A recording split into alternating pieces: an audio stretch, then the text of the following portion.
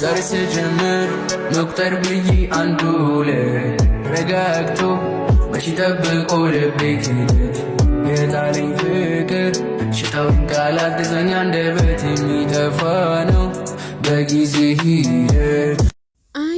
አይዞክ ወንድሜ፣ ምን ሆንክብኝ? ለምን ተከፋብኝ? ለምን ተከፋ? ለምን ከፋ? የኔ ወንድም አይዞክ። ያው ሩታም እዛ ጋር ልታረቅ ማለችው እምቢ አለችው። እዛ ጋር ደግሞ ሄርሜላ ላይ እያጨናነቀችው ነው እየደወለች አረ ምን ሆነክ ነው ምንድን ነው እያለች ያጨናነቀችው ነው። እንግዲህ እሷም ያለችበትም ሁኔታ አይታወቅም። አይዞህ በቃ ያው ምን ይደረጋል፣ መጀመሪያ የመጣ ነገር ነው። አይዞህ ገለቴ። አይ መጀመሪያ ራስህ ያመጣው ጣጣ እንደዚህ የዚህ ውስጥ ከተተ። አይዞህ በቃ ሩታዬ እባክሽን ታረቂው ካሁን በኋላ በቃ ይበቃቸዋል። አንተ ብዙ ጠላት አለብህ፣ በቃ ይበቃሃል። በጣም ብዙ ጠላት ነው ያለብህ። ለምን አንገትን ትደፋለህ እንዴ? መሆን የለበትም። ኧረ ተው እንዴ! እንደዚህማ አታድርግ። ማን ይደሰት? ስንት ጠላት ነው ያለብህ አንተ። የማን ብለክ የማን እንዴ? ማን ይደሰት ብለህ አንተ እኮ በዙሪያ በጣም ብዙ ጠላቶች አሉ እንዴ። ተው እንጂ ለምን ብለክ።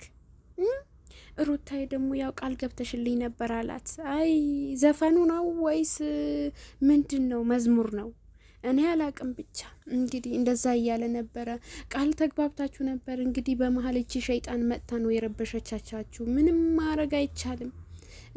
እሷን እንግዲህ አንድ አፍታ ብቻ ከህይወትህ በደንብ አድርገህ አስወጣትና ከዛም በኋላ ሁሉም ነገር ይስተካከላል። እሺ አባቴ። ውይ እንዴት እንዳሳዘነኝ እውነት ካልዳኒ ሞት እኔ እንደ ዛሬ አሳዝኖኝ አያውቅም። አብርሃም በጣም ነው ያሳዘነኝ። አይዞክ አብሽር በቃ አብርሃምዬ፣ እንግዲህ ፈጣሪ ያግዝህ የምር። ውይ ሩታዬ እንግዲህ በቃ ታረቁ። በቃ ካሁን በኋላ ይሄንን ይበቃዋል። እዛ ጋር ሄርሜላም እንደዛ እያጨናነቀችው በዚህ ወጣ በዚህ ገባ እያለችው እየደወለች እየጨቀጨቀችው ነው። ስለዚህ በቃ ይበቃል። እንግዲህ እኔን አይዞህ ወንድሜ አይዞህ በቃ በርታልን፣ አብሽርልን።